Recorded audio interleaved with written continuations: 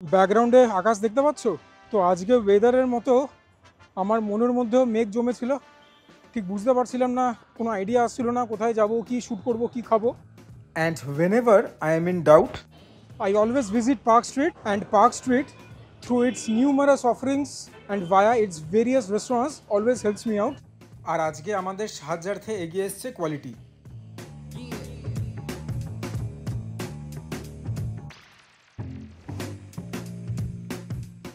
So currently I am sitting inside of Quality, one of the oldest restaurants in Park Street.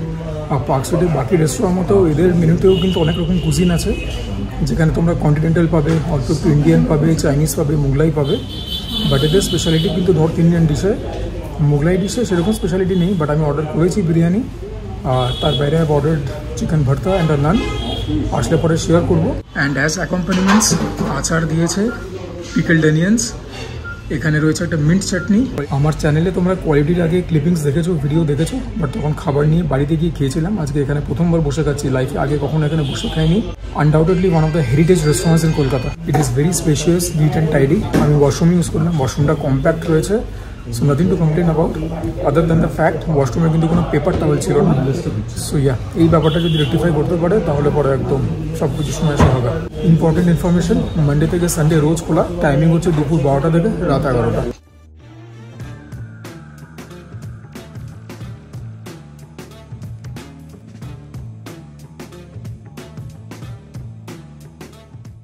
So this is our entire order. Kolkata style mutton biryani. আলু ডিম দেখে বুঝতেই পারছো, ডিম তো আসলে অনেকেই দেয় না, বাট এনারা দিয়েছেন।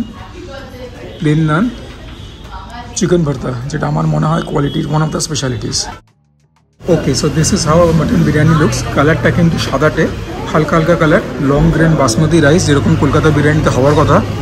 I asked for a nalli piece, this is anything but that. পিসটা মোটামুটি বাজেই বলবো আমি।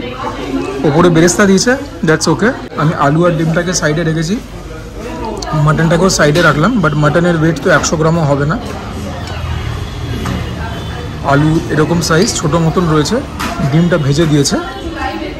বাট প্রথমে তোমাদেরকে বিরিয়ানি গ্রাসনি বলি কীরকম। Wow, this is quite salty. Generally আবাদি গার্ডেনের বিরিয়ানি বা লখনৌ বিরিয়ানি সল্টি হয়, বাট এটা বেশ সল্টি আছে, সেগুলোর থেকেও বলবো বেশি সল্টি। কলকাতা স্টাইল বিরিয়ানি যেরকম খেতে হয় সেরকম খেতে একদমই না। ইনফ্যাক্ট এটা বিরিয়ানি আর পোলাওয়ের একটা অ্যামালগামেশন বলতে পারো, তো বাজে নয়। বাট দেন এগেন বিরিয়ানির এক্সপেকটেশন নিয়ে যদি এখানে আসো, বিশেষ করে Kolkata style biryani, you guys will be disappointed. কেওড়া জল, গোলাপ জল, মিঠে আতর ঠিকঠাক দিয়েছে, খুব একটা বেশি বলবো না, কমও না। তো বাড়িতে যদি এরকম একটা প্রয়াস করা হয় সেটাকে সাধুবাদ জানানো যাবে, বাট একটা প্রফেশনাল সেটিংয়ে যারা কলকাতার বিরিয়ানি বলে বিক্রি করছে সেখানে এই জিনিসটা কিন্তু unacceptable. On top of that the biryani is dry.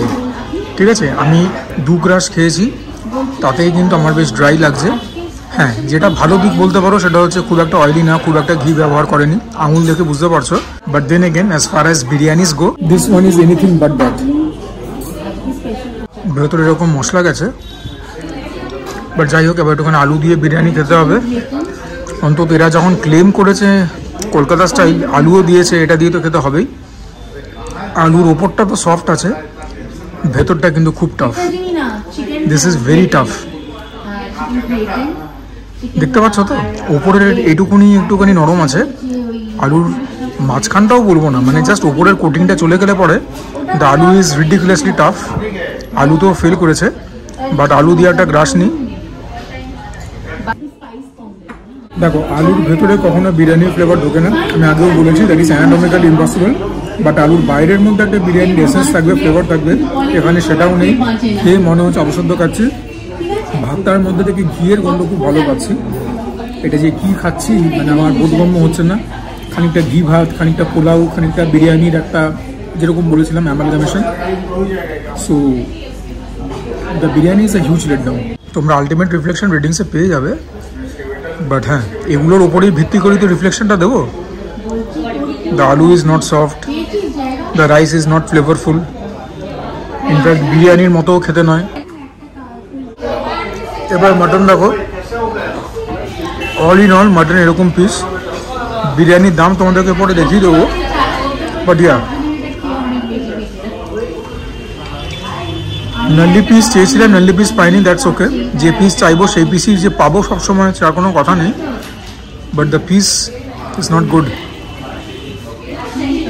মাটনটা ঠিকঠাক আছে, is on the softer side, ভেতরে একটা পিঙ্কিশ হিউও আছে, তো মাংস ঠিকঠাক হয়েছে, প্রাপ্তবয়স্ক খাসি। দেখি মাটন দিয়ে একটা গ্রাস নিই। তোমরা মাটনটা দেখবে রিজনেবলি সফট, আর একটুখানি সফট হলেও পারতো, ছিবড়ে হচ্ছে না, বাট দেন এখান দ্য মাটন ইজ অলসো ফ্লেভারলেস। মাটনটার মধ্যে না আছে নুন, না আছে বিরিয়ানির কোনো এসেন্স। যদি কোয়ালিটিতে আসো, বিরিয়ানি দেখলে পরে উল্টো দিকে দৌড় মারবে। There is nothing salvaging this biryani, absolute disaster.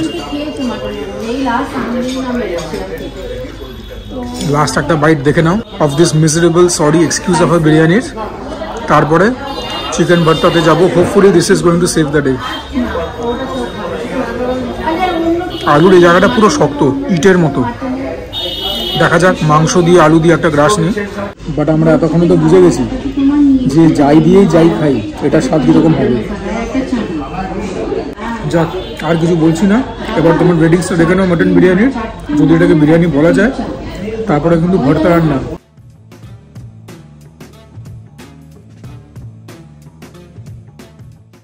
এবারে ফিল্ডে আসতে চলেছে hopefully the saving grace chicken ভর্তা।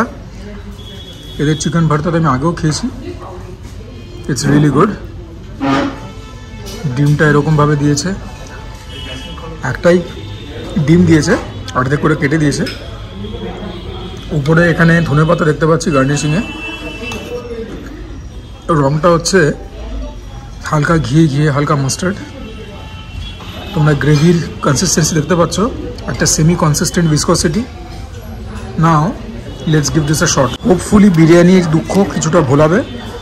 নানটা খানিক্ষণ ছিল, মানে আমি তো একসঙ্গে খাবার সার্ভ করতে বলেছি, একটুখানি টাফ হয়ে এসছে। উপরে আবার আমি দেখছি এখানে কালো জিরে দেওয়া রয়েছে। যাই হোক, দেখা যাক কীরকম লাগে এটা।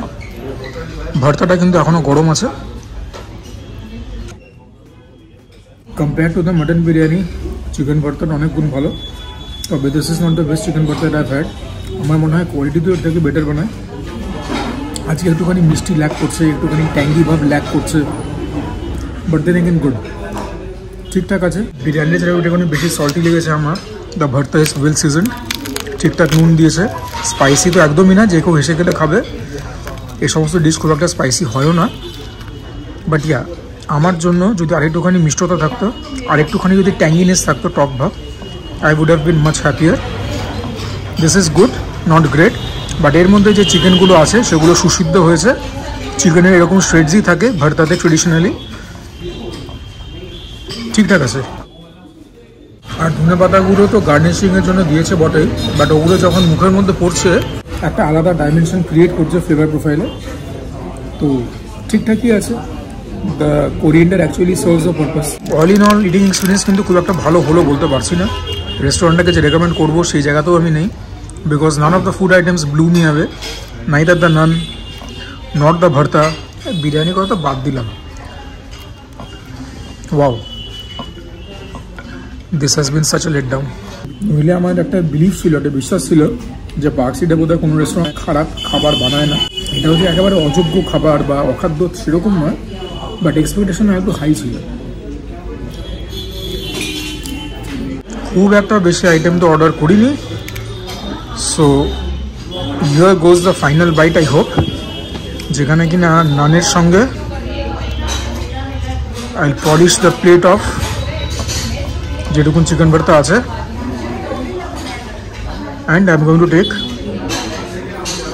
half a boiled egg,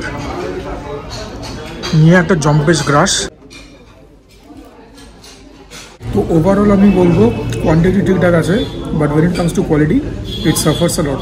chicken ভর্তার মধ্যে চিকেনের শ্রেডস মোটামুটি রয়েছে, জুলিয়ান করে আদা কাটা রয়েছে, সেগুলো যখন মুখে পড়ছে ক্রাঞ্চ পাচ্ছি, ঝাঁঝও পাচ্ছি, but then again even the bharta lacks depth in flavour.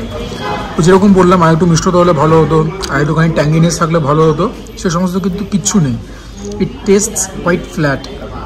The only thing that can rival the sheer mediocrity of this chicken bharta is the ridiculousness of this mutton piece and aloo. And believe in me when I say I am sugar coating a lot of things. বাইরে বেরিয়ে bill payment করে দেখা হবে।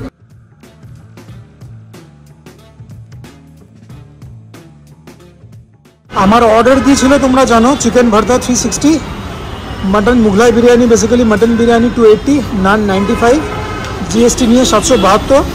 Park city রেস্টুরেন্টে তো মোটামুটি এরকমই দাম হয়। আমি তো বলবো মটন বিরিয়ানির দামটা তুলনামূলক কম। বাট ও বস, মটন বিরিয়ানির নামে এটা যেটা দিয়েছিল সেটা যে কী ছিল, মাথা না মুন্ডু এখনও পর্যন্ত উদ্ধার করতে পারলাম না। আলু বাজে, মটন বাজে, নুনটা মতন একটা রাইস, মানে যা হোক। Even the chicken bharta has gone down the train, the quality of chicken bharta has gone down the train. তোমরা দেখেছো আগে চিকেন ভর্তাটাও ভালো বানাতো, এখন that is also extremely mediocre.